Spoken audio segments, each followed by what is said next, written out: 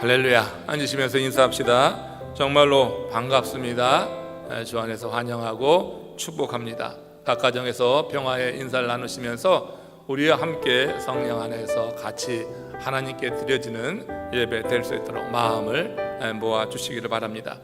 오늘 설교의 제목은 물을 뜨는 믿음이다, 이렇게 정했습니다. 자, 물을 뜨는 믿음 가운데 기적이 임하고, 물을 뜨는 믿음 가운데 하나님이 우리에게 주시는 놀라운 은혜가 있습니다. 이 어려운 시대를 살아갈 수 있는 지혜를 이 말씀 가운데 오늘 듣기를 원합니다.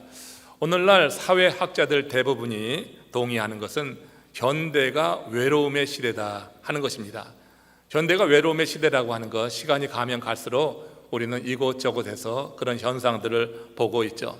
특히나 지금 이 코로나 팬데믹을 지나면서 많은 사람들이 온라인상으로 접속은 아주 활발하게 이루어지고, 온라인상의 접속은 자연스러워지는데 오프라인에서의 만남이 이제 뜸해지고 또 이렇게 어려워지는, 현격히 줄어드는 현실을 봅니다. 이게 여러분 문제가 되는 것은 결국 우리들 안에 지금 사회학자들이 보는 것처럼 이렇게 어둠, 그 영적인 어둠이 자리하게 되면서 이것이 외로움으로 또 고백되게 된다고 하는 거죠. 외로움이 번지고 자라게 되면 우울증이 될 겁니다. 이 우울증이 우리 가운데 뚜렷이 나타날 때 그 현상이라고 하는 것은 삶이 의기소침해지는 거죠. 활력이 떨어지는 거고, 그리고 회의적으로 사람이 변해간다고 하는 것입니다. 여러분, 하나님께서 원하시는 것은 우리 삶이 이렇게 갇히고 우울해지고 그렇게 슬픈 그런 삶이 아닌 거죠. 하나님이 원하시는 것은 우리 안에 정말로 기쁨으로 가득 찬 그런 삶인 줄로 믿습니다. 그래서 사도 바울은 우리에게 말했습니다.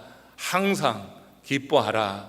그러면서 뭐라고 설명하냐면 이것은 너희를 향한 하나님의 뜻이다, 이렇게 분명히 밝혔어요. 그러니까 하나님의 뜻이 무엇이냐? 우리가 항상 기뻐하며 살아가는 것이라고 하는 것입니다.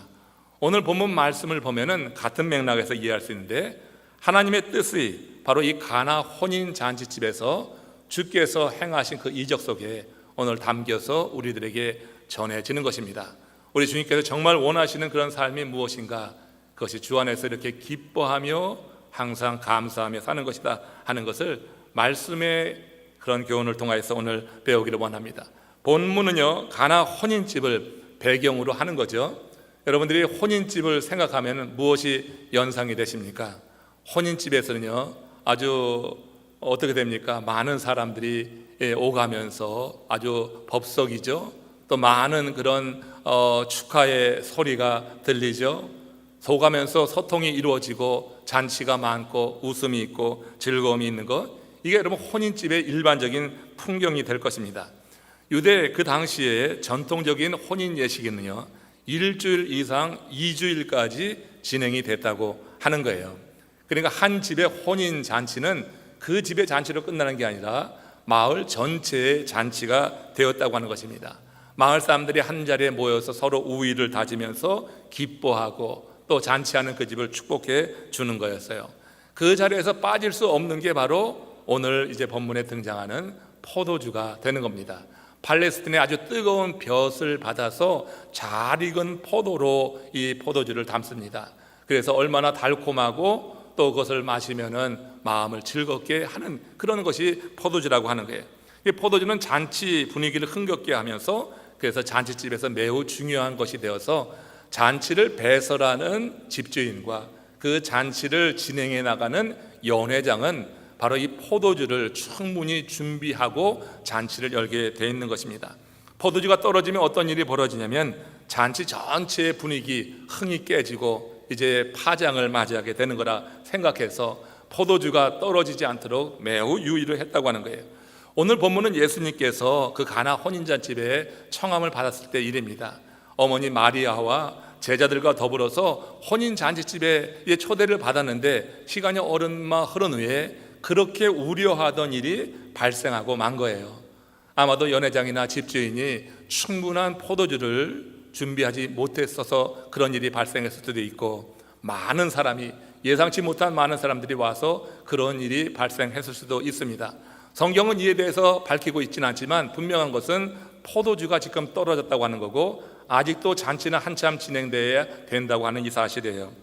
예수님은 당신이 행한 처음 이적을 바로 이렇게 포도주가 떨어져서 잔치집의 흥이 깨지고 즐거움이 깨지고 웃음이 사라질 뻔한 이 상황 속에서 우리 주님께서 첫 번째 이적을 행하셨다고 하는 것이 중요한 거예요. 그러니까 공생애를 시작하면서 첫 번째 행한 이적이라고 하는 것이 의미가 있는 거잖아요. 모든 일에 처음 행하는 것은 의미가 있는 건데, 예수님이 이 땅에 오셔서 이제 공생애를 시작하는 그때 행하신 첫 번째 이적, 하나님의 뜻이 담겨 있는 것이라고 해서 표적이라고도 하잖아요. 이 이적을 행하신 것이 가나 혼인 잔치집이었고, 그 가나 혼인 잔치집에서 그 흥이 깨지고 기쁨이 사라질 뻔한 아주 난감한 상황 속에서 예수님께서 이 이적을 행하셨다고 하는 것은 분명한 메시지가 있는 거예요. 주님께서 원하시는 것은 우리의 삶이 그렇게 주 안에서 기쁨과 감사로 가득 찬 삶, 우리가 항상 즐겁게 사는 것, 이것을 하나님이 원하신다고 하는 거죠. 그러니까 즐거움이 사라질 그 순간에 주님께서 첫 번째 이적을 통하여서 그 잔치집의 즐거움과 기쁨과 서로 환화하며 같이 즐기는 그런 상황을 계속 유지할 수 있도록 해주셨다고 하는 것을 보면은 우리 하나님의 뜻이 바로 그것이다. 항상 기뻐하고 그렇게 감사하며 사는 것, 이것이 하나님이 우리를 향하신 뜻이다 하는 것을 이런 이제 이적 사건을 통해서도 배우게 되는 것입니다. 여기서 드는 생각이 있어요. 하나님은 당신의 신부된 우리들이 이렇게 즐겁게 사는 것인데, 우리가 즐겁게 사는 것만으로도 우리는 하나님의 뜻을 이루는 것이 된다고 하는 거예요. 여러분, 우리가 즐겁게 사는 것이 하나님을 기쁘게 하는 것인 줄로 믿으시기를 주의 이름으로 축원합니다. 어떻게 해야지 하나님을 기쁘시게 하는 건가 너무 고민하지 말라고요. 여러분들의 삶에 대해서 만족하고 내가 지금 현재의 삶에 대해서 기뻐하며 예배하는 것만 가지고도 하나님을 충분히 기쁘시게 할 수 있다고 하는 것이에요. 그리고 우리가 그렇게 하나님 안에서 기뻐하는 그 삶이 하나님의 일에 동참하는 것이 되더라. 하나님의 일이라고 하는 것이 뭡니까? 하나님이 가장 기뻐하시는 일은 영혼이 구원받는 일이에요. 한 영혼이 하나님의 백성이 되는 거 하나님께서 기뻐하시는 거예요. 그것을 어떻게 할 수 있느냐? 우리가 하나님이 베푸신 은혜를 생각하면서 기뻐하는 거, 예배를 드려도 억지로 마지못해 드리는 게 아니라 그 구원의 기쁨과 감사를 가지고 기뻐하며 예배 드리는 거, 일상생활 속에서도 우리가 하나님께서 나를 구원하시고 이런 일터를 주셨네 하는 그런 자족하는 마음으로 기뻐하는 것, 이렇게 기뻐하는 것 자체가 하나님을 기쁘시게 하는 거예요. 그 일이 하나님의 일을 하는 것이 되더라고 하는 거예요. 한 증거가 있습니다. 여러분, 철로 역정을 쓴 존 버년이라고 하는 세계적인 문학가가 있지 않아요? 성경 다음으로 많이 출판됐다고 하는 게 이 존 버년이 쓴 철로 역정이라고 하는 글인데, 여러분, 그가 회심에 이르고 하나님을 만난 경험에 관한 간증 이야기가 오늘 이야기와 관계돼서 의미를 줍니다. 버년이 어느 날 우연히 할머니 몇 분이 모여 앉아서 따스러운 그 햇빛 아래에서 이런저런 얘기를 나누면서 즐거워하는 모습을 본 거예요. 할머니들은 기쁨이 가득 차는 얼굴로 하나님으로부터 받은 각자의 은혜를 나누면서 그렇게 담소를 나누고 있었던 거예요. 그 모습을 본 그때 버년은요, 여러 가지 풀리지 않는 세상 일이 있어가지고 아주 혼란스럽고 혼돈 가운데 고민이 많았다고 하는 것입니다. 삶의 회의를 느낄 만큼 그는 어려움에 그 마음속에 고통이 많이 있었다고 하는 건데, 할머니들이 그날 나누는 그 이야기를 듣는 순간 이상하게 가슴이 뜨거워졌다고 하는 거예요. 그러면서 성령이 임한 증거로 그 가운데서 저항할 수 없는 큰 힘에 압도되어서 그 자리에서 꿇어 엎드려 기도를 한 것입니다. 한동안 기도를 마치고 일어섰을 때 존 버년은 전혀 다른 자신의 모습을 보게 되었다고 하는 거예요. 변화된 자신의 모습과 마주하게 된 것입니다. 할머니들이 나눈 것은 그저 주 안에서 기뻐한 거예요. 하나님께서 베푸신 크고 작은 일에 대해서 그 할머니들이 나눈 것이라고 한 것은 대단한 게 아니에요. 그냥 믿는 사람이 하나님의 은혜를 나누는, 우리들이 서로 모여서 큐티할 때 나누던 것처럼, 그러나 좀 더 진정성이 있고 좀 더 진실한 마음으로 그 마음을 그대로 나눈 것밖에 없는데, 그 이야기가 바로 한 시대를 풍미한 세계적인 문학가를 만들어내는 시간이 되었다고 하는 거예요. 할머니들이 주 안에서 기뻐하며 담소를 나눈 그것이 무엇이 된 겁니까? 하나님이 기뻐하시는 일이 된 거예요. 한 사람이 그렇게 주 안에서 더 온전하게 서게 될 때 그를 통하여서 그의 글을 가지고 전 세계 많은 사람들이 정말 신실한 신앙에 대해서 꿈을 꾸고 그런 길로 나가도록 마음을 정하게 되었거든요. 이 일을 이룬 것이 무엇이냐? 할머니들, 정말 이제는 인생 다 살았다고 생각하는 그 할머니들, 내가 과연 어디에 쓸모가 있을까 할 만큼 그렇게 인생의 황혼역에 있는 그들이 모여서 나누는 하나님의 은혜, 그 이야기, 그 기뻐하는 그 모습이 한 사람의 마음에 이런 큰 감동을 일으키면서 전 세계에 영향을 주는 그런 문학가, 작가가 되었다고 하는 것, 정말 큰 의미가 있는 거예요. 우리가 오늘 살아가면서 우리가 처한 환경이 정말 어렵고 우울하게 하는 일들이 많이 일어나고 아직도 미래가 불확실하고 어떻게 일이 전개될지 몰라서 우리 마음에 불안과 두려움이 있는 이 시간을 살아가지만 우리는 예수 그리스도 안에서 구원받은 하나님의 사람임을 확실히 믿습니다. 그런 확실히 믿는 하나님의 사람이 이 땅에 이런 상황 속에서 환경이 어두워도 하나님이 우리 내면에 주신 그 기쁨이라고 하는 것은 살아있는 것이니 우리가 이렇게 만나고 또 전화로 교제하고 온라인상으로 만나게 될 때 그때 여러분 감염자 수로 인하여서 두려워하지 말고 우리가 이런 가운데도 내가 경험하는 하나님의 은혜를 나누는 가운데 여러분들이 기뻐한다고 하면은 그 삶 자체가 하나님을 기쁘시게 하는 일이요, 그런 삶을 바라보는 주변의 그 누군가는 정말 어떻게 해요? 주님을 영접할 수 있는 그런 일도 이룰 수가 있다고 하는 거니 하나님의 일을 감당하는 것이 된다. 창세기 1장 2절 말씀 같이 보십시오. 함께 읽습니다. 땅이 혼돈하고 공허하며 흑암이 깊음 위에 있고 하나님의 영은 수면 위에 운행하시니라. 자, 이 말씀은 하나님이 세상을 창조하실 때 한 장면이죠. 하나님께서 말씀으로 세상을 창조하십니다. 창조하실 때 그 이전의 그 현상이 땅이 온통 혼돈, 공허, 흑암으로 가득 차 있었다. 근데 수면 위에 하나님의 영이 운행하시더라. 이렇게 지금 기록하고 있습니다.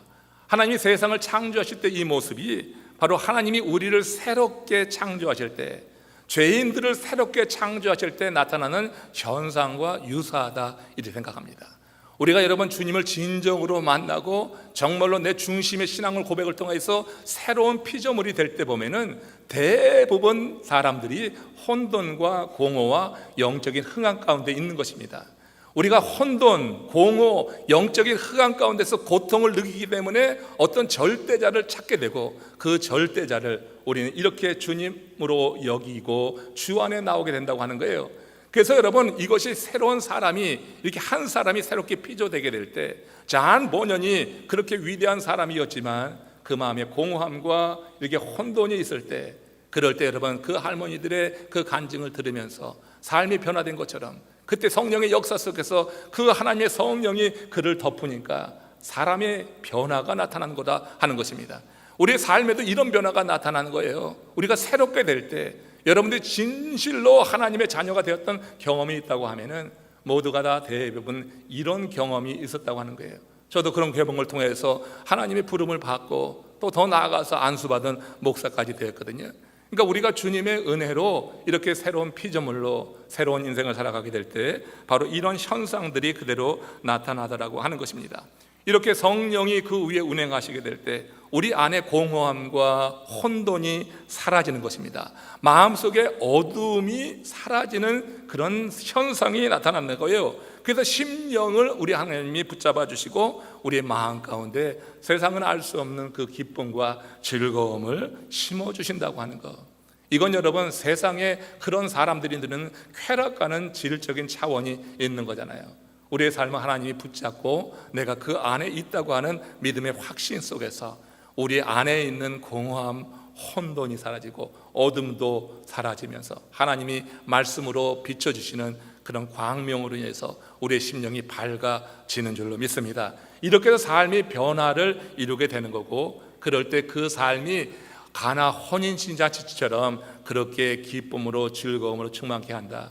우리가 이런 경험을 통해서 주의 자녀가 되었을 때 우리 하나님은 계속해서 우리의 삶 속에 역사하셔서 우리가 혹 이런저런 일로 인해서 마음이 어두워지는 일이 발생하게 될 때 우리를 깨워주시는 거예요. 성령이 우리를 깨워주셔서 우리로 하나님을 향하게 하고 다시 한번 하나님의 영의 강력한 역사 속에서 우리가 이렇게 기쁨을 회복하고 유지하는 것, 떨어질 것 같다가 다시 회복되는 것, 가나 혼인잔치집에 포도주가 떨어져서 이제 완전히 이 잔치가 망쳐질 수 있었지만 예수님께서 그 상황 속에서 역사하시니 그 기쁨이 계속 유지되었고 그 잔치집의 모든 사람들은 즐거워하였더라 하는 것처럼 우리 삶 속에 우리 성령 하나님이 운행하실 때 그런 일을 이루어 주시는 줄로 믿습니다.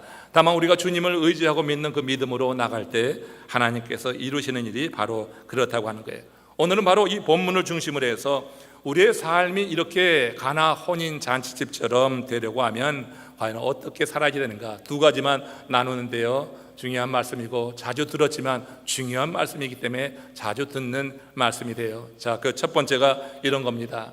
성령의 이끄심으로 하나님의 때를 분별하는 사람이 항상 기쁨과 감사로 살아갈 수 있는 것입니다. 오늘 본문에 보면 혼인잔치가 한창 무르익어갈 때예요. 이게 파장 날 때가 아니라 사람들이 많이 모여서 이 잔치가 한창 무르익어갈 때 주방에서 연회장에게 쪽지가 나옵니다.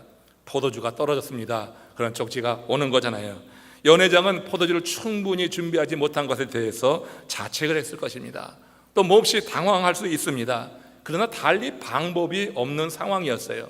이 난감한 상황을 그 곁에 있었던 예수님의 어머니 마리아가 듣게 된 거예요. 그 사실을 알고서는 긴급하게 느낀 거죠. 그래서 예수님께 가서 이 사실을 알려주었어요. 얘야, 이 잔치집에 포도주가 떨어졌다는구나, 이렇게 알려준 겁니다. 마리아는 이미 그 아들에게 신적인 능력이 있는 것을 그때쯤은 알고 있었던 거예요. 그래서 아들을 대하되 육신의 엄마와 아들 관계가 아니라 신적인 권능 능력을 행하는 어떤 존재로 보면서 이렇게 지금 말하고 있는 거예요. 그러니까 아들에게 포도주가 떨어졌다고 하는 얘기를 왜 하냐고요. 그 어머니의 마음에 이 난감한 상황을 아들이 지금 해결해 주기를 원하는, 왜냐하면 그에게 신적인 능력이 있는 것이 이미 알려지고 그 어머니도 보고 있었기 때문에 이런 요청을 했다고 하는 거죠. 그런데 예수님이 어떻게 반응을 하는 거예요? 마리아의 말에 이렇게 대답을 합니다. 이게 매우 의미 있는 이야기고 첫 번째 교훈입니다. 우리의 삶이 잔치집같이 항상 기쁘고 즐거움이 있기 위해서 우리가 이 말씀을 기억해야 되겠어요. 자, 요한복음 2장 4절 말씀입니다. 같이 읽어봅시다. 내 때가 아직 이르지 아니하였나이다. 마리아는 지금 뭘 좀 해보라는 뜻에서 말했지만 예수님은 하나님이 정하신 때가 되지 않았다고, 내 때가 되지 않았다. 이 때는 하나님이 예수님을 통하여 이루시는 때예요. 그 때가 되지 않았다고 이렇게 말씀하신 거예요. 여기서 여러분, 우리의 삶이 잔치집 같으려고 한다고 하면은 이제 하나님의 때에 대한 분별력이 있어야 되겠다. 우리 주님께서 하나님의 그 때에 대해서 정말 분별하고 그 때에 움직이려고 했기 때문에 가나 혼인잔치집에 그 즐거움과 기쁨이 깨지지 않은 거거든요. 우리 삶에 하나님만이 주실 수 있는 그 기쁨, 그 즐거움이 계속 유지되려고 하면은 하나님의 때에 대한 분별, 이거 여러분 우리 가운데 있어야 된다고 하는 거예요. 하나님의 때를 분별하는 그런 믿음과 그 눈이 열릴 때 우리의 삶 속에 이런 기쁨과 즐거움이 계속된다. 전도서 3장 1절에 보면 이렇게 전도사가 말합니다. 범사에 기한이 있고 천하 만사가 다 때가 있느니라. 이거 솔로몬이 하는 이야기거든요. 솔로몬이 하나님이 세상의 모든 때를 정하시고 그 모든 목적을 이룰 때가 있다고 하는 것을 지금 말하고 있는 거예요. 그러니까 하나님께서 모든 일의 때를 정하시고 그 목적을 이루어 나가신다, 이 점이 강조되는 건데 3장 1절에서 8절 사이에서 여러분 많이 읽어보셨지만 뭐 때에 대해서 계속 반복해서 강조하잖아요. 근데 이 때라고 하는 것이 하나님이 정하신 시간이다. 그래서 여러분 헬라어에서는 이걸 카이로스라고 말하는 거예요. 그러니까 하나님이 정하신 시간이 있는 거예요. 우리가 때를 분별한다고 하는 것은 하나님이 정하신 시간을 안다고 하는 거예요. 그 시간에 내가 움직이고 행한다고 하는 의미까지 포함이 되는 거예요. 성경에서 시간을 말할 때 여러분 잘 알다시피 크로노스와 함께 카이로스가 있는 거예요. 크로노스의 시간이라고 하는 것은 살같이 흘러가는 지금 이 시간이에요. 우리가 지금 다 크로노스 시간에 있어요. 클로노스 시간에서 지금 1분, 2분, 10분, 1시간이 지나가고 있는 거예요. 이 시간이 지나가면 지나갈수록 하나님이 우리에게 정해놓으신 수명이 점점 가까워 오는 거죠. 근데 여러분, 사람이 크로노스의 시간만 살다 보면은 그냥 여러분 시간이 줄어들면서 하나님의 정한 기간이 다가오게 될 때 마음이 불안하고 두렵고 뭐 이렇게 되는 거예요. 우리가 여러분 크로노스의 시간 안에서만 있으면 그 삶의 안정감을 가질 수가 없는 거고, 크로노스 시간 속에서는 우리의 겉의 몸이 후패해지고 시간이 가면은 병이 드는 거고, 또 이 크로노스 시간 속에서 우리가 여러 알 수 없는 수없이 많은 사건을 경험하면서 사람의 마음 가운데 두려움이 있는 거예요. 불안한 마음이 드는 거예요. 그래서 여러분, 우리 믿는 사람들은 절대 크로노스 시간만 의식하고 살아서는 안 되는 거예요. 우리 하나님께서 우리에게 주시는 이 카이로스의 시간, 그야말로 하나님의 특별한 섭리하에 특별한 목적을 이루기 위해서 우리에게 하나님께서 허락하시는 카이로스의 시간, 이것은 각 사람에게 임하는 거예요. 하나님께서 우리 구원받을 하나님의 사람을 통하여서 하나님이 이루실 일이 있다고 하는 것을 여러분 믿음으로 고백하시기를 축원합니다. 모든 사람들은 하나님의 일을 위해서 살아야 될 그런 목적이 있어요. 그러니까 하나님은 섭리 가운데 그 목적을 심어주시고, 그 목적이 이루어질 때 하나님께서 함께 하시는 증거와 능력을 더하시기 위해서 이 때를 알게 하시는 거예요. 그게 여러분 카이로스의 시간이라고 하는 거예요. 지금 마리아는 여러분 클로노스의 시간 속에서 지금 이 어려운 난국을 해결하기를 원했지만, 주님께서 대답한 건 내 때가 아닙니다 하는 것은 지금 카이로스의 시간, 하나님이 이 잔치를 통해서 특별히 보여주시기를 원하는 것, 하나님의 뜻을 이 잔치를 통해서 나타내기를 원하는 것. 그래서 이 가나 혼인잔치는 일반 기적이 아니라 표적이라고 하는 건데, 그 하나님의 특별한 섭리와 목적을 이루기 위한 그 때가 아직 안 되었다 하는 것이에요. 그래서 내 때가 되지 않았다고 이렇게 말씀하신단 말이에요. 우리가 여러분 이 때를 잘 분별한다고 하는 것, 이 때에 순종한다고 하는 것이 우리의 짧은 인생을 공허하게 하지 않는 거예요. 이 때를 순종한다고 하는 것이 우리의 삶의 의미를 더해가고 그 삶의 질을 더욱더 풍성하게 하고 지혜롭게 하는 거다 하는 거예요. 잠언서 21장 5절 말씀 보세요. 이렇게 기록합니다. 같이 읽겠습니다. 부지런한 자의 경영은 풍부함에 이를 것이나 조급한 자는 궁핍함에 이를 따릅니다. 이 잠언서 기자는 부지런한 자와 조급한 자를 대조했어요. 그리고 부지런한 자가 누리는 것은 풍성함이라고 했고, 조급한 자는 어떻게 됐어요? 궁핍함이다, 이렇게 대조를 하고 있습니다. 여러분, 부지런한 자 그리고 조급한 자는요 바쁘게 살아간다고 하는 점에서는 공통점이 있어요. 그러나 부지런한 자는요 성령의 역사로 때를 아는 사람이에요. 그래서 뭐에 집중할까, 뭐가 될 일인가, 이거를 분별해서 나가는 거예요. 무엇이 하나님의 영광을 위한 것인가, 이걸 분별해서 거기에 집중하면서 그 삶이 풍성해지는데, 그 삶의 풍성함이라고 하는 것은 물질의 풍성함만이 아닌 거예요. 물질은 여러분 영적으로 채워지면은 필요할 때 얼마든지 하나님이 주시는 게 물질이에요. 그러니까 이 풍성함이라고 하는 게 그런 거라고요. 그러니까 하나님의 영으로 때를 알고 될 일에 집중하게 될 때 거기서 풍성한 삶의 열매를 거둬들인다고 하는 의미예요. 반면에 이 조급한 자는 그 때를 모르는 거예요. 그러니까 크로노스의 시간에만 살아가는 거야. 그러니까 자기가 뭔가 해야지 되는 거예요. 그러니까 자기 한계가 있거든. 그러니까 여러분 되지 않을 일까지 이렇게 나서고 분주하게 행하다가 결국은 이 모든 그런 에너지 시간을 분산하게 되면서 궁핍해지는 결과를 낳는다고 하는 거예요. 그래서 여러분 분주하게 살기는 하지만 하나님의 때에서 무지한 사람에겐 기쁨이 없는 거예요. 그 사람들에게는 불안이 있는 거예요. 항상 불안한 거예요. 현재 삶 속에 만족하지 못하고 뭐 다른 거 없나 하고 두리번댄이라고 시간을 많이 허비하는 거예요. 이게 여러분 얼마나 억울한 인생인지 몰라. 구원받은 하나님의 사람들이 하나님의 은혜 안에서 하나님의 때에 대한 인식을 가지고 그 때를 분별할 수 있도록 주님 앞에 서는 그런 은혜의 시간을 가져야 될 줄로 믿습니다.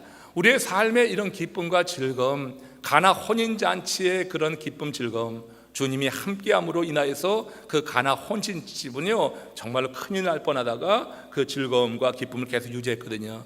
주 안에서 누리는 이런 기쁨과 즐거움은 이처럼 그 주의 때를 분별하는 그런 삶을 통하여서 이루어져 나갈 수 있다 하는 것을 여러분 분명히 알 수 있기를 원합니다. 사람이 마음이 변하지 않으면요 표정이 변하지 않는다고 하는 말이 있는 거예요. 우리가 표정이 변할 때 그때 여러분 하나님의 일이 가능한 겁니다. 그 할머니들이 표정을 한번 생각해 봐요. 어떤 표정이 되었을까? 내 마음이 변하지 않으면 표정이 절대 변할 수가 없습니다. 내 마음에 변할 때 그것은 성령이 그 마음을 감동하는 것이요, 하나님의 말씀이 그 마음을 비춰서 어둠이 사라지게 될 때 그때 여러분 표정이 변하는 줄 믿습니다. 이 표정이 변하는 것, 내 마음속에 역사하는 성령과 하나님 말씀의 역할이라고 본다고 하면은, 우리가 하나님의 말씀과 성령이 우리 속에 역사하는 것은 그 때에 대한 분별력을 가지고 내 의지로 함부로 행하는 것이 아니라 하나님께서 주는 감동에 따라서 그 하나님의 때를 알아 움직여 나가는 사람들에게 하나님께서 성령과 말씀 속에서 그 마음을 다스리시고 내 마음을 변화시키시고 내 마음의 혼돈과 공허와 흑암이 사라지게 하시고, 그리고 하나님께서 그 마음의 성령으로 붙잡아 주셔서 우리의 표정을 바꿔 나가게 하시는 줄로 믿습니다. 그건 여러분 우리 안에 뭐가 있다고 하는 거예요? 우리 안에 기쁨과 즐거움이 있다고 하는 증거예요. 우리가 이렇게 기쁨과 즐거움으로 살아갈 때 그 자체가 하나님을 기쁘시게 하는 것이 되고, 또 그 자체가 하나님의 일을 하는 것이 된다. 그래서 하나님 안에서 이런 은혜를 누릴 수 있도록 우리가 더욱더 하나님의 말씀 안에서 또 성령의 역사 속에서 영적인 분별력을 가지고 하나님의 때를 인식하자 하는 것이요, 첫 번째 주는 교훈이 된다고 하면은, 두 번째, 이제 우리 인생이 항상 잔치집 같으려고 하면은 우리가 하나님의 말씀에 청종하는 거다. 변함없는 말씀이고 모든 설교의 주제예요. 하나님 말씀에 청종한다. 마리아는요, 주께서 내 때가 아니라고 말씀했을 때 그 아들이 거부한 거 아니에요? 결국 어미의 요청을 거부한 거 아니에요? 그렇다고 여러분 불쾌하지 않았어요. 우리는 서로 관계를 맺을 때 내가 무슨 요청을 하면 상대가 거부하면은 아주 앞에서는 아닌 것 같지만 속으로는 아주 우라가 나지요. 불편하고 그 마음이 거북합니다. 예수님이 이렇게 내 때가 아니라고 했을 때 그 어머니 마리아는요, 이미 그 관계가 아들과 어머니의 관계를 넘어선 거라고 전 봐요. 그래서 이 신적인 능력을 행하는 그 아들이 하는 말에 대해서 불쾌한 감정을 드러내지 않죠. 포기하지도 않았어요. 그러나 자신의 조급함을 인정하고 잠시 뒤로 물러났어요. 근데 물러났는데 그냥 물러난 게 아니야. 주께서 뭐든 할 줄을 알았어요. 그러니까 자기 아들 예수가 모든 이런 상황 가운데 가만히 있을 이가 아니다 하는 것은 알았어요. 그래서 물러나 있는 시간에 마리아가 준비하는 것을 보세요. 그러니까 이 아들이 뭔가 행할 텐데 이제 뭘 행할 수 있을까 해서 뒤에 가서 준비하는 것이 요한복음 2장 5절에서 하인들을 준비시킨 것이라고 하는 겁니다. 같이 읽습니다. 그의 어머니가 하인들에게 이르되 너희에게 무슨 말씀을 하시든지 그대로 하라 하니라. 그러니까 마리아가 뭔가 준비하려고 했을 때 아들이 이제 무슨 일을 분명히 행할 텐데, 이 난국을 헤쳐나가기 위해서 어떤 일을 행할 텐데, 이 마리아가 깨닫는 것은 그 하인들을 준비시키는 거였는데, 하인들을 준비시킬 때 뭐라고 한 거예요? 무슨 말을 하든 그대로 하라고 하는 거예요. 이 이야기 속에서는 예수님이 이제 요청하시고 예수님이 하시는 말씀에는 사람의 이성을 넘어서는 어떤 요구가 있을 수 있다고 하는 것을 전제로 하는 얘기예요. 그래서 무슨 말씀을 하시든지 그대로 행하라. 주께서 말씀을 하시는 그대로 행하라 당부를 했어요. 우리 인생이 항상 잔치집같이 기쁨이 넘치는 그런 삶이 되려고 할 때 이 말씀에서 또 하나의 교훈을 듣는 거예요. 여러분, 이 말씀대로 하인들이 행했어요? 안 했어요? 이 말씀대로 그대로 행한 거예요. 이 말씀대로 하인들이 그대로 행함으로 말미암아 그 잔치집의 즐거움과 기쁨이 계속 유지될 수 있었던 거예요. 이건 그대로 우리에게 적용할 수 있는 거예요. 우리의 삶 속에 내 심령에 기쁨과 즐거움이 계속된다고 하는 것은 주님께서 기도하는 중에, 말씀을 묵상하는 중에 우리에게 하시는 말씀이 있어요. 그 때가 있고 우리에게 주시는 감동이 있어요. 그때 여러분 그대로 할 수 있는 그런 결단만 한다고 하면은 우리 삶에서 기쁨과 즐거움이 결코 사라지지 않는, 항상 기뻐할 수 있는 하나님의 사람이 될 수 있는 줄로 믿습니다. 그러니까 이 말씀에서 우리에게 적용해 보는 거예요. 나는 말씀대로 그대로 행하고 있는가? 하나님께서 여러분 분명히 기도하는 여러분들에게 이런저런 말씀을 하셨을 것입니다. 근데 내가 그 말씀대로 나는 과연 그대로 했는가?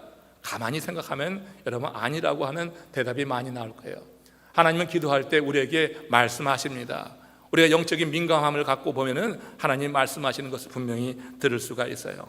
사무엘상 3장 10절에 보면은 사무엘이 이르되 말씀하옵소서 주의 종이 듣겠나이다 이렇게 고백하거든요. 그러니까 사무엘의 주의 종이 듣겠나이다 이렇게 고백한 대로 사무엘은 주의 말씀을 듣는데 아주 익숙한 사람이었어요. 그 하나님의 말씀을 들으면서 그의 삶이 항상 하나님께서 통치하도록 그렇게 행해 나갔던 사람이 바로 이 사무엘이에요. 지금 마리아가 이야기하는 것이 바로 이거예요. 그 하인들을 준비시켰다고 하면 바로 이거예요. 주의 종이 듣겠나이다. 어떤 이유를 달지 않고 토를 달지 않고 주께서 말씀하시는 그대로 행하라. 주께서 말씀하시는 것이 너희들이 생각하는 것, 그 이성을 넘어서는 것이 될 수 있다고 하는 것을 전제로 하는 거예요. 너희들이 이해되지 않아도 주께서 말씀하신 그대로 한번 행해봐라. 그러니까 마리아가 준비한 것은 말씀대로 행하라고 하는 거예요. 주의 말씀을 듣고 그대로 행하라고 하는 것이어서 청종하라고 하는 말을 사용하는 거예요. 여러분, 우리 마리아가 준비시킨 그대로 지금 이 하인들이 이제 준비가 되었어요. 마리아가 하는 그 말 속에 하나님께서 함께 역사하셔서 그 하인들의 심령에 그 말이 베꼈습니다. 마리아가 하인을 준비한 그대로 그 이후에 하인들이 행하는 거예요. 한번 보세요. 예수님이 이제 마침내 그 잔치집 이 난감한 상황 속에서 우리 주님께서 이제 역사하시고 그 일에 개입하실 때 하인들을 부르는 겁니다. 그리고 하인들에게 이런 명령을 내렸어요. 요한복음 2장 7절에서 이렇게 명령하십니다. 같이 한번 읽어봅시다. 항아리에 물을 채우라. 자, 이 명령과 함께 또 다른 명령이 요한복음 2장 8절에 이렇게 내려지고 있죠. 같이 읽습니다. 이제는 떠서 연회장에게 갖다 주라. 자, 이 두 명령이에요. 지금 마리아가 무슨 말씀을 하시든지 그대로 행하라고 그랬어요. 그러면 이 두 말씀을 한번 잘 생각해 봐요. 하인들에게 지금 항아리에 물을 채우라고 하는 명령 따르기 쉬워요, 어려워요? 이건 너무나 쉬운 일이에요. 하인들이 늘 행하던 일이 항아리에 물을 채우는 거예요. 하루를 시작하면서 항아리에 물을 채우는 것이 그들의 일상적인 루틴, 그 삶이었다고 하는 겁니다. 그 항아리는 어떤 항아리예요? 집 입구에 있는 돌 항아리예요. 오늘 성경에는 정결 예식을 위해서 거기에 돌 항아리 6이 있었더니 이렇게 기록이 되고 있어요. 돌 항아리 6개가 있었는데 거기에 물을 채워두는 것은 하인들의 날마다 행하는 일이었다고 하는 것입니다. 그럼 그 물의 용도가 뭐예요? 그 물의 용도는 손님들이 그 집을 찾으면 뭐 하는 거예요? 발을 씻겨주는 거란 말이에요. 팔레스타인 지역의 사람들이 샌들을 신고 다니니까 모래에 뭐 다른 어떤 덜티한 것이 많이 있다고요. 그러니까 손님이 차에 들면 그 집의 하인들은 가장 먼저 나가서 손님을 맞이하게 될 때 손님의 그 무릎 앞에 앉아서 그 발을 씻는 거예요. 예수님이 제자들에게 발 씻은 게 바로 그거 아니에요? 종처럼 그 발을 씻은 거란 말이에요. 바로 종이 하던 그 일을 행한 거란 말이에요. 그러니까 그 항아리의 물은 그렇게 사용하는 거고 그 물은 항상 그들이 담아두던 일상적인 일이었다고 하는 거니까 항아리에 물을 채우라고 하는 것은 뭐 누가 해도 그건 할 수 있는 일이고 다 할 수 있는 일이죠. 그런데 여러분, 그 다음 일은 뭡니까? 그 다음 명령은 이제는 떠서 연회장에게 갖다 주라. 이거는요, 하인들에게, 그것도 이 물의 용도가 무엇인지 너무나 잘 알고 있는 하인들, 매일같이 거기에 물을 담고 그리고 그 물로 손님들의 발을 씻던 하인들이에요. 그 입장을 생각해 봐요. 하인들의 입장에서 그 물의 용도를 너무나 잘 알고 매일같이 행하던 그런 일이었는데, 그래서 물을 담으라고 할 때는 아구까지 채웠어요? 아니, 넘치게 채웠다고 하는 거예요. 철저히 순종했어요. 그런 순종은 누구나 다 할 수 있는 거예요. 우리 주님께서 우리에게 요청할 때 누구나 다 할 수 있는 순종도 있고요, 그러나 누구나 다 감당하지 못하는 그런 명령을 내리실 때, 그때 여러분, 그때가 바로 그를 통하여서 하나님이 특별하신 목적과 섭리 가운데 일을 이루실 때라고 하는 것. 그래서 바로 그때가 카이로스, 그 시간이 되는 거예요. 여러분, 지금 이 하인들에게 물을 떠서 갖다 주라고 하는 것은 하인들이 감히 할 수 없는 것. 이거 잘못 떠다 주었다가 말이에요, 연회장에게 갖다 주었다가 어떤 일을 당할까, 그 생각하면 전혀 감당할 수 없는 일인데, 그런데 마리아가 이제 그 하인들을 준비시킬 때, 그때 이미 그 심령 가운데 하나님의 역사같이 있었던 거죠. 그래서 예수님이 무슨 말씀을 하시던 그대로 행하라고 하는 그 말이 박혀가지고 정말 제정신이면 할 수 없는 그 일이에요. 늘 행하던 일이 아니기 때문에, 이것은 큰일 날이기 때문에. 그러나 마리아의 그 말을 듣고 주께서 무슨 말씀을 하시든지 그대로 행하라고 하는 대로 지금 이 하인들이 그대로 행한 거예요. 이 하인들이 물을 뜨는 이 신앙, 물을 뜨는 이 믿음이 그 잔치집의 즐거움과 기쁨을 계속해서 유지해 나갈 수 있게 한 그런 비결이라고 하는 거예요. 우리가 여러분 물을 뜨는 신앙을 갖게 될 때 우리의 삶 속에 가나 혼인잔치처럼 이 기쁨과 즐거움이 떠나지 않는 그런 은혜를 하나님이 허락해 주실 줄로 믿으시기를 주의 이름으로 축원합니다. 우리 가운데 기쁨과 즐거움이라고 하는 건요, 그냥 임하는 게 아니에요. 순종을 통하여서, 말씀에 청종하는 그런 삶을 통하여서 이렇게 우리에게 하나님이 선물로 주시는 것이 이런 기쁨과 즐거움이라고 하는 것. 하인들이 마리아의 말을 마음에 담고 그것을 그대로 행하게 될 때 이렇게 큰 역사를 이루었다고 하면은, 우리가 하나님의 말씀을 듣고 그 말씀대로 행하게 될 때 하나님이 이루실 일이 얼마나 위대할 것인가를 여러분 우리가 기대할 수 있잖아요. 하나님의 말씀을 듣고 순종한다고 하는 것이 이런 놀라운 일을 이루어낼 수 있다고 하는 거예요. 어떤 이들은 그런 말을 해요. 일부 성서학자들인데, 하인들이 물을 뜰 때 포도주 냄새를 맡았기 때문에 그래서 물을 뜰 수 있었다, 이렇게 이 본문을 해석하는 그런 사람들이 있어요. 굉장히 이성적인 해석이죠. 아니, 물을 뜰 때 포도주 냄새를 맡으면 우리도 할 수 있을 것 같아요. 근데 여러분, 성경의 본문을 보면 그렇지가 않은 거죠. 본문에 보면 전혀 그렇지가 않아요. 항아리 속의 물은 그저 물이었습니다. 그 물을 떠서 연회장에게 갖다 주었더니, 이 말이 있어요. 갖다 주었더니라고 하는 것은 뭐냐면 그 행이 변한 것이 그 이후의 일이라고 하는 거예요. 갖다 주었더니 그때 물이 포도주로 변했고, 연회장은 이전에 맛보지 못한 아주 깊은 향이 있고 맛이 있는 그 포도주를 맛보고서 깜짝 놀라는 일이 벌어졌다고 하는 거죠. 여러분, 그 물이 변한 것은 그 돌 항아리에서 변한 게 아니에요. 물을 뜨는 그 믿음이 이제 온전히 비춰지게 될 때 그때 물이 포도주로 변한 거다. 유사한 예를요, 예수님께서 예루살렘으로 가실 때 사마리아와 갈릴리 사이에 한 마을을 들어가셨거든요. 그 마을 들어가셨을 때 그때 그 마을에 문둥병자 10명이 저 멀리 서가지고 예수님께 막 손을 흔들면서 외치는 거예요. 근데 그 문둥병자들이 이미 병이 너무나 깊어가지고 그 병이 깊으면 나타나는 현상이 뭐냐면 성대가 나가는 거예요. 그래서 소리를 질러도 크게 들리지가 않아요. 10명이 모여가지고 저 멀리서, 왜냐하면 율법의 규례가 정상인에게 가까이 가지 못하게 했으니까 그들이 가까이 오지도 못하고 멀리 서가지고 예수님 일행만 보면서 크게 외친 거예요. 근데 예수님께서 신적인 능력을 갖고 듣는 것이요, 그들이 뭘 원하는지 아셨어요. 그래갖고 예수님이 뭐라고 하십니까? 뭐라고 하셔요? 제사장에게 가서 너희 몸을 보이라, 이렇게 말씀하셨어요. 그 제사장에 가서 너희 몸을 보이라고 하는 것은 무엇이 전제된 거냐면 너희의 몸이 나았다고 하는 거예요. 너희 몸이 나았다 하는 건데, 그럼 나았다고 하는 그 순간에 정말 이 문둥병 환자들이 자신의 몸에서 모든 나병의 기운이 다 사라진 것을 느꼈을까? 여러분, 그거 아니에요.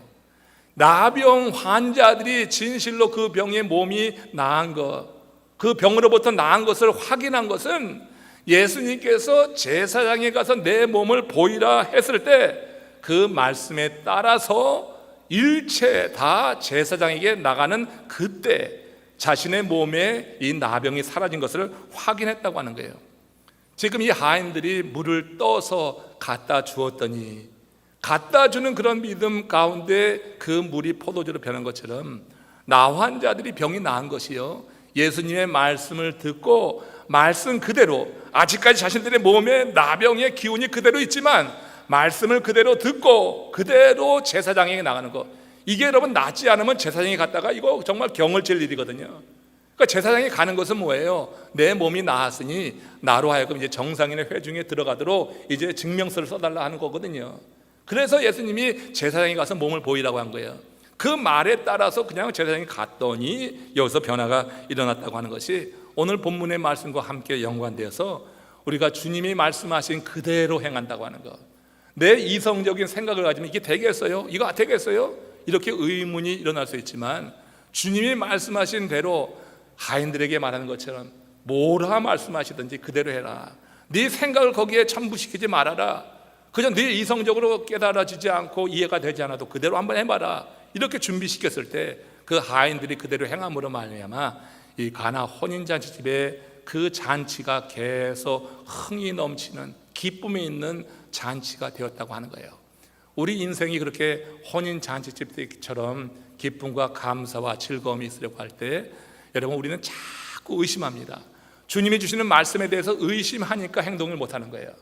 그러니까 여러분, 주께서 원하시는 그 기쁨을 누리지 못할 때가 있어요. 우리가 날마다 개선되고 좀 더 나아지고 있지만은, 그러나 실제로 정말 하나님께 기뻐하시기 원하는 그런 삶을 살지 못하는 것 가운데는 주께서 말씀하시는 그대로 살아내지 못하는 우리의 책임이라고 하는 것을 우리가 알아야 될 거예요. 오늘 이 말씀을 여러분들이 들으셨으니, 여러분들이 기도 중에 혹시 말씀을 묵상하던 중에 우리 하나님께서 뭐라 말씀하시면 그대로 행할 수 있는 믿음의 사람 되시기를 주의 이름으로 축원합니다. 연회장이 그 하인들이 갖고 온 포도주를 맛봤어요. 그리고 크게 감탄합니다. 아주 의아한 표정을 짓는 거예요. 왜냐하면 사람마다 처음에 좋은 포도주를 내서 사람들이, 그 하객들이 취하고 나면은 그 다음에는 낮은 포도주를 내도 되거든요. 혀의 끝이 마비되어서 이게 좋은 포도인지 낮은 포도인지 모르고 그냥 알코올만 높아지니까 기분이 좋아서 낮은 포도주를 내는 건데, 지금 이제 이 포도주를 맛보는데 이게 뭐예요? 향과 맛이 그렇게 깊은 거예요. 월등하게 앞에 먹었던 포도주보다 나은 것입니다. 잔치를 한두 번 그렇게 배설하는 사람이 아니라 잔치를 이렇게 연회를 이거하는 전문가 연회장이 볼 때 이건 말이 안 되는 거야. 그래서 신랑을 불러가지고 물어봤던 것입니다. 왜 이 좋은 포도주를 이렇게 늦게 내느냐 물을 정도가 되었어요. 그만큼 지금 이 연회장은 그 포도주를 맛보고 그 질, 그 향, 그 맛에 깊이 감탄하고 있는 그 모습을 보게 되죠. 자, 그러면서 요한복음 2장 9절 말씀 보시겠습니다. 같이 읽습니다. 시작. 연회장은 물로 된 포도주를 맛보고도 어디서 났는지 알지 못하되 물떠온 하인들은 알더라. 저는 연회장의 이 반응을 보면서 정말 하인들이 그들만 아는 기쁨으로 정말 충만했겠다. 연회장은 알지 못하는 기쁨이죠. 하인들이 연회장에게 이 물을 돌 항아리에서 떠온 겁니다, 그렇게 말한들 연회장이 믿겠어요? 그 말을 했다가는 그냥 경을 칠 일이죠. 그러니까 말을 해도 이해할 수도 없고 말을 한다고 해도 믿어질 수도 없는 거예요. 그러니까 하인들이 이 물이 바로 돌 항아리에서 떠온 것입니다, 그렇게 말하지 않는 거예요. 연회장은 감탄하고 의아해하지만 그 모습을 바라보고 있는 하인들의 마음은 참 즐거웠겠다. 자신들만 알고 있는 그 기쁨, 자신들은 분명히 눈으로 봤고 그리고 확인하고 있는 이 사실에 대해서 얼마나 기뻐했을까 하는 그런 생각을 해봅니다. 여러분, 이렇게 이 기쁨이, 이런 기쁨을 갖고 보이는 교회, 그런 성도들이 있는 교회가 잔치집 같은 교회가 되는 줄로 믿습니다.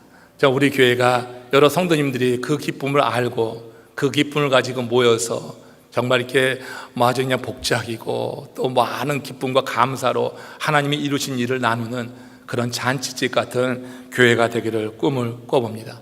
지금 상황이 너무나 어둡고 지금 모이기를 패하는 그런 악한 영의 역사 속에서 우리가 이렇게 지금 따로 예배를 드리고 있지만, 우리가 꿈을 꾸는 것은 한 자리에 모여서 모두가 다 한 주간 하나님의 나에게 베푸신 은혜를 나누면서, 그래서 교회에 모여서 삼삼어 모여서 친교를 나누고 그 자리에서 하나님께서 내게 이렇게 역사하셨습니다 하는 것을 나눌 때 그 기쁨과 즐거움이 더해가는 잔치집 같은 그런 교회, 가나 혼인 잔치집 같은 우리 교회가 되기를 원합니다.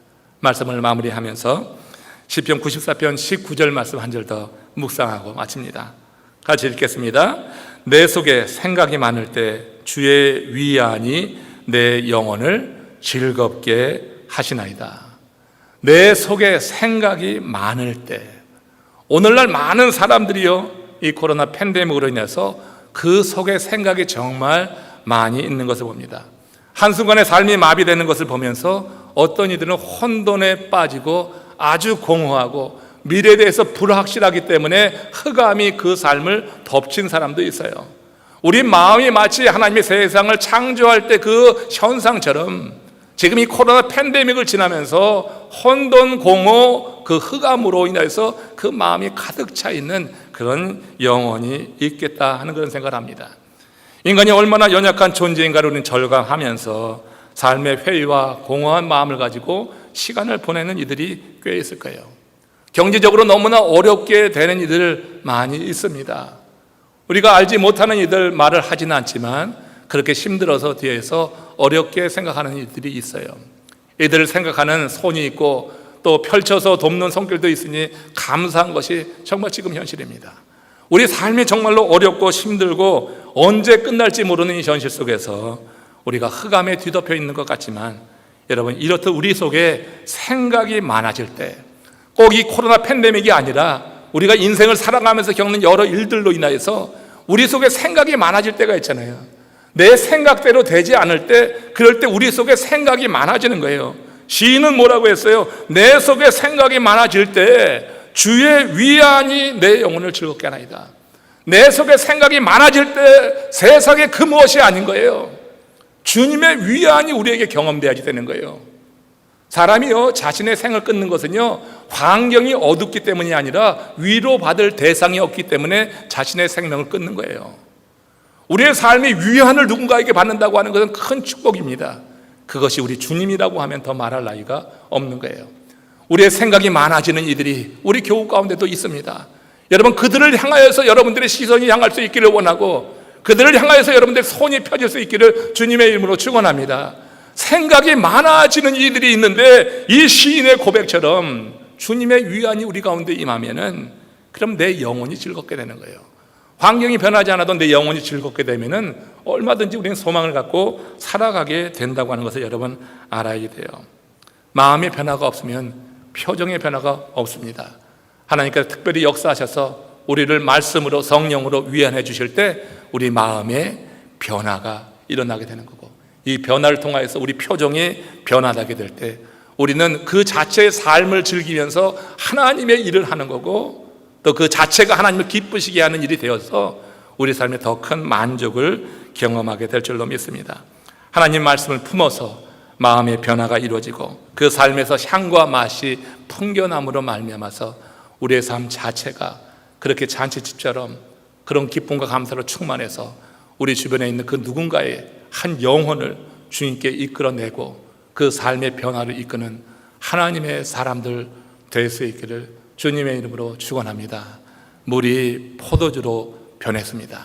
그 변한 일의 주인공 하인들처럼 말씀하신 그대로 물을 뜨는 믿음을 더하여 주시옵소서. 우리의 기도가 된다고 하면은 이 어두운 세상 빛을 받으면서 믿음으로 승리하게 될 줄로 믿습니다. 그런 삶을 사시기를 주의 이름으로 축원합니다. 우리 다 같이 고개 숙여서 합심으로 기도하면서 우리 주님이 주시는 은혜를 사모합시다. 하나님, 물을 뜨는 신앙까지 나가게 하여 주시옵소서.